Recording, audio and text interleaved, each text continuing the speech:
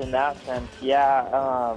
I was running along the street that runs along the airport, and I was kind of keeping to the side of the road in the shadows because it was just chaotic. There was cops everywhere. There's people rear-ending each other because they didn't know what was going on and people weren't paying attention. There was people running down the airport, like the road, and I wouldn't doubt that people ran onto the airport. No one knew where to go because the gunfire with all those big buildings, it was just, sound was everywhere. So it was hard to tell where to go. I had a friend that was at the front of the stage and she got trampled. She made it out all right. I had the other girl bartenders I was working with, they went in the trailer and I guess they hid under the bed until the police came. I had another buddy that hopped the wall and ran towards the Luxor and all the way to In-N-Out and got picked up. I had another friend that was picking people up and he got pinned down in MGM, I guess.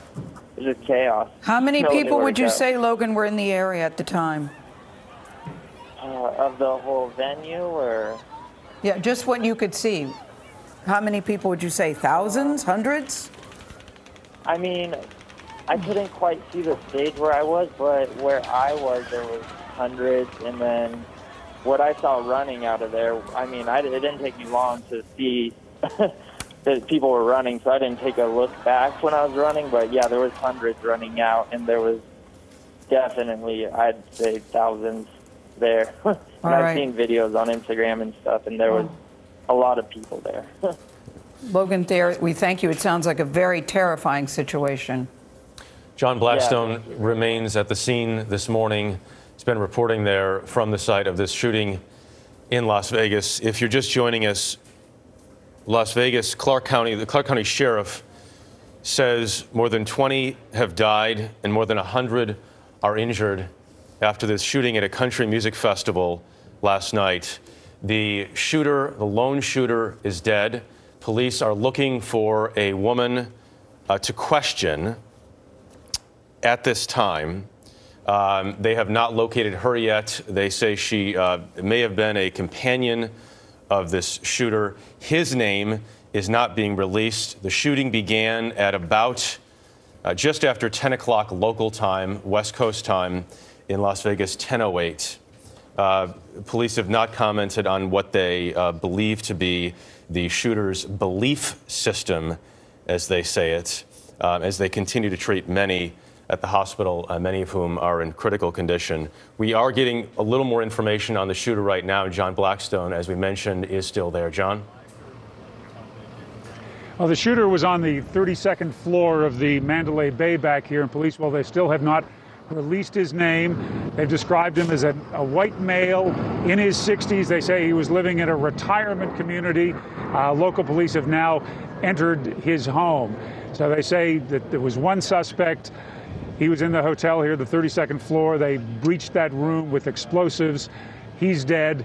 They've now identified him, a white male in his 60s living in a retirement community. John, have you heard if they know if he has any criminal record or anything about his background? I realize it's still very early.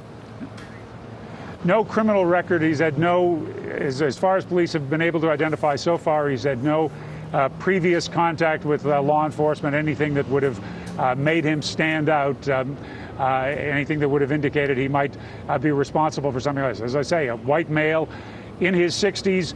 Law enforcement experts would probably tell you that's not usually the profile for someone who does this, it appears. And John, any more information or details on the suspect of interest, the female who police think may be an accomplice or at least somebody they would like to speak with regards to the shooting?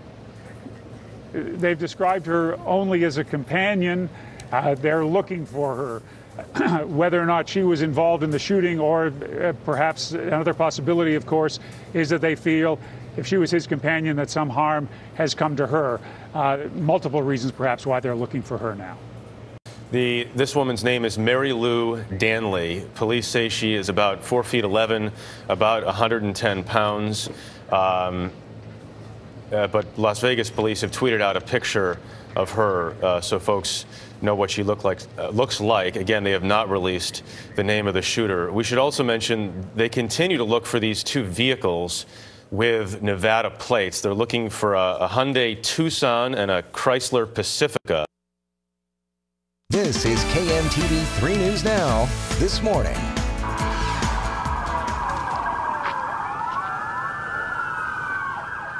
This was the scene early this morning in Las Vegas as authorities responded to an active shooter scene near a popular casino. Good morning, I'm James Johnson. And I'm Lindsay Thiessen for Emily Zink. It is Monday, October 2nd. Let's get right now to the breaking news that is unfolding in Las Vegas. Police say at least 20 people are dead, more than 100 are hurt. Police say one suspect is down. Reporter Andrew Spencer has the latest on this breaking news story. We want to warn you, this video is disturbing. In this video posted on Twitter, you can hear what appears to be a long string of gunfire at an outdoor concert. After about 10 seconds, the gunfire and the music stop. As the performance comes to an immediate end, confusion sets in. Murmurs of gunshots as people begin to take cover and then start to run. About 40 seconds later, the popping sounds resume. Get down. Get down. Everybody is running out of the festival ground. I mean, towards the filling station, which is a chunk of people. Some are falling over, flipping over, and stuff like that. Las Vegas police swarmed the area around the Mandalay Bay Casino, responding to reports of an active shooter. The cops that are also protecting the grounds are also heading into their, they went down into their trunks and started pulling out their guns and putting on their vests. We have numerous victims right now. I don't have a number for you on that, but please keep their families and them in your thoughts as we work our way through this problem. We did see one officer down at the back gate. He was down by his car. I don't know why he was down, but he was down. There were rescue crews working on him or next to him. According to a hospital spokeswoman, the University Medical Center in Las Vegas brought in multiple people suffering gunshot wounds. I'm Andrew Spencer reporting.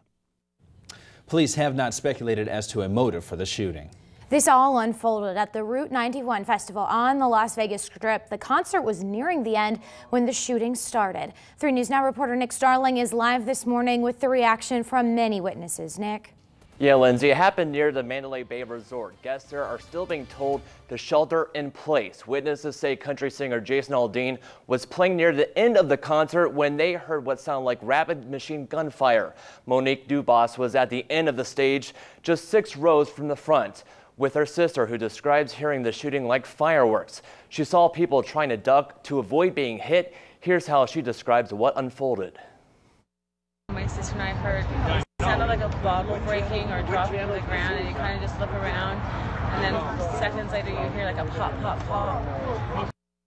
And your first reaction, you think it's like fireworks or firecrackers that somebody's setting off, and it happens again and you realize that's gunshots, that this is not.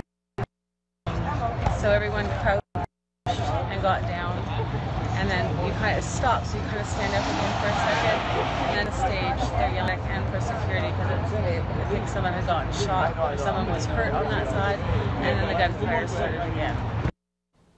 Now, Dumas says it took them 4 to 5 minutes to even get out of the area, and the whole time she heard gunfire. Another witness says they heard nearly 100 rounds fired off. We will keep you updated on this breaking news situation as we get more information. Reporting live in studio, Nick Starling, 3 News Now this morning. More than 12 days since Hurricane Maria hit Puerto Rico, most residents are still without power. And food and water are also in short supply. President Trump insists, though, that federal workers are doing well and that the island is slowly recovering. Trump will visit Puerto Rico tomorrow to survey the damage for himself during Hurricane Maria. Though more troops are on the ground and more fuel is reaching the island, most Puerto Ricans are still without power. Food is also still scarce, and only half of the island's residents have drinking water. FEMA is calling this, quote, the most logistically challenging event that the U.S. has ever seen. We have been moving and pushing as fast as the situation allows. Every day we make progress. Every day we have some setbacks. FEMA's director returns to Puerto Rico today. He's expected to give a first-hand update on response and recovery later this morning. Now, to further complicate things, parts of Puerto Rico are today under a flash flood warning.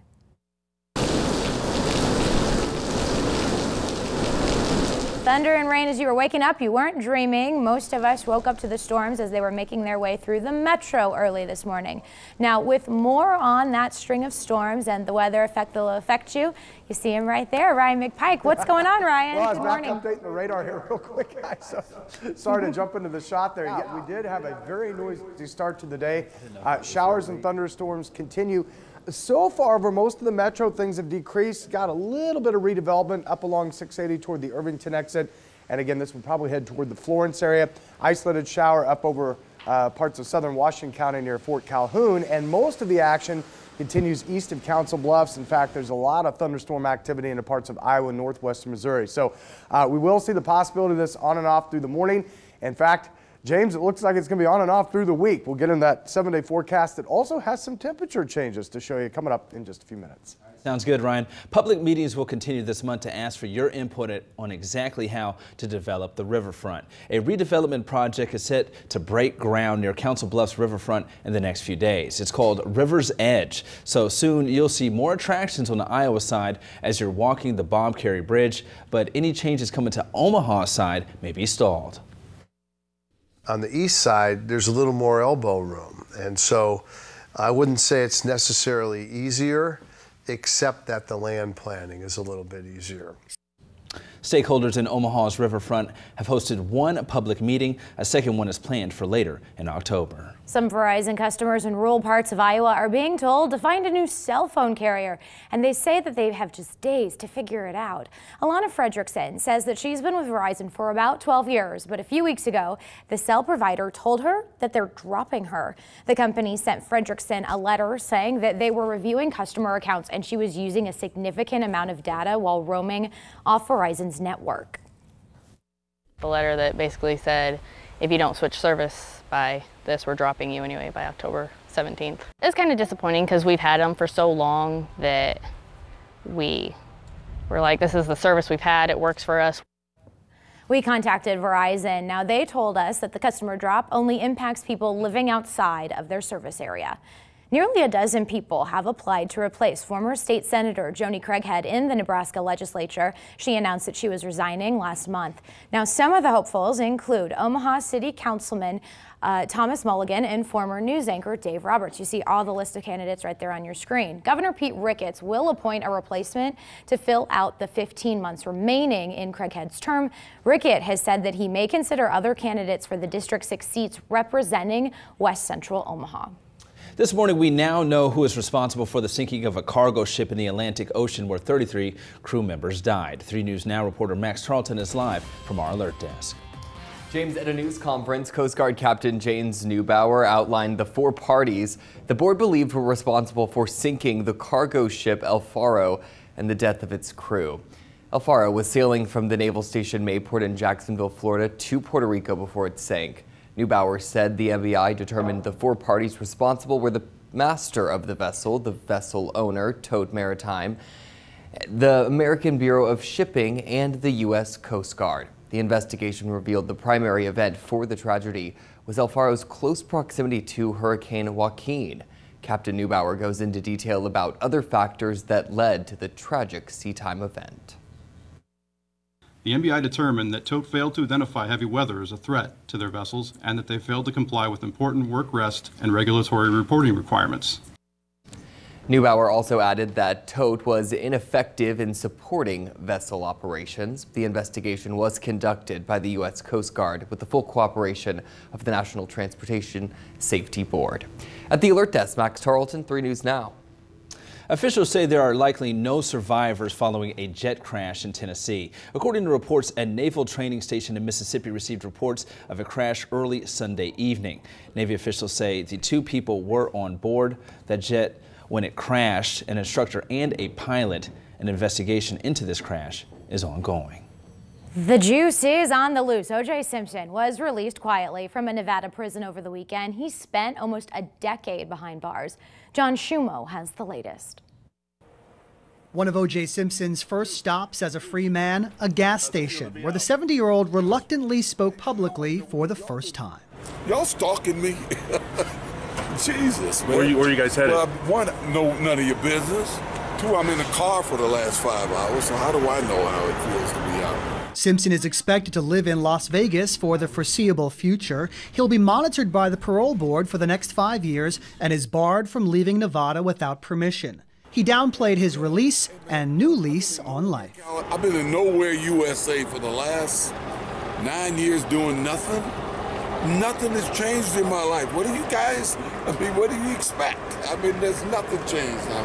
Please, can I have a break here? Legal expert Lori Levinson believes Simpson should stay out of the spotlight.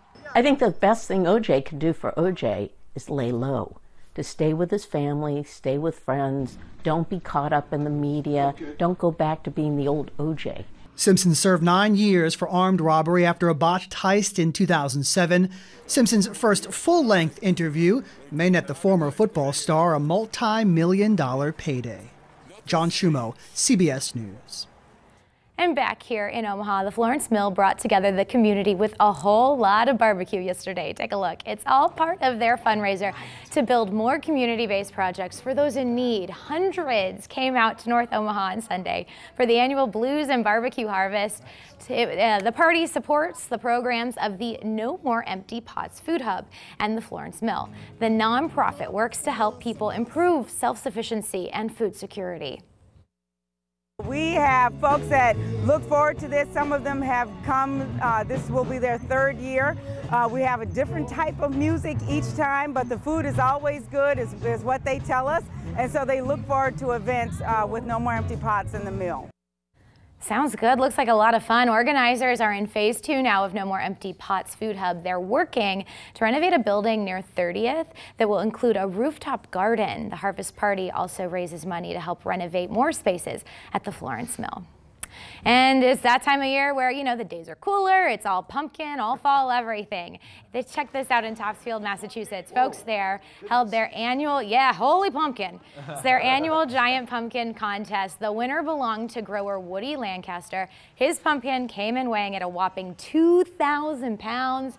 He said that it was a little bit lighter than expected, but as you see, it still broke the 1-ton mark. Yeah, 2,000 pounds. That's it, right? That's it. Oh, you know. Barbecue pumpkins. Now, you mentioned cooler weather. Not so fast. Not so fast. Yeah, very summer-like today again. We made 81 yesterday for the high. I think we'll be back in the 80s today, and then it goes back down. We've had a lot of this, like, is it going to be warm? Is Yes, it going to be cold? Back and forth. And if you suffer from allergies or are susceptible to weather changes, yeah, every time it does this, it kind of messes with you. Claritin is doing really good right now with a lot of people in Omaha. And it's going to continue, it looks like. So there you go. All right, sounds good. Coming up, how Walmart is launching a new service aimed at grabbing millennials. More later in the show. It's now 5:12, 63 degrees.